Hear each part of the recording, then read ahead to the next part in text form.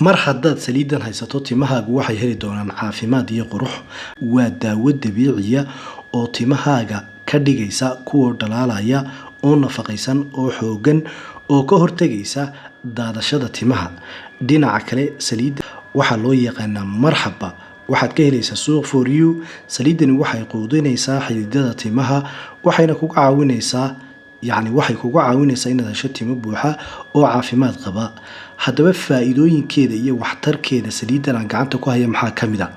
Ugu horreyn waxay joojinaysaa daadashada timaha, waxay dhiirigelinaysaa koritaanka timaha. Sidoo kale timahaaga waxay ka dhigaysaa kuwa xoogan. Haddii timahaaga hore u ahaayeen kuwa daciifa, hadda timahaaga waxay noqon doonaan kuwa xoogan. Waxayna ka hortagaysaa cuncunka iyo finanka madaxa.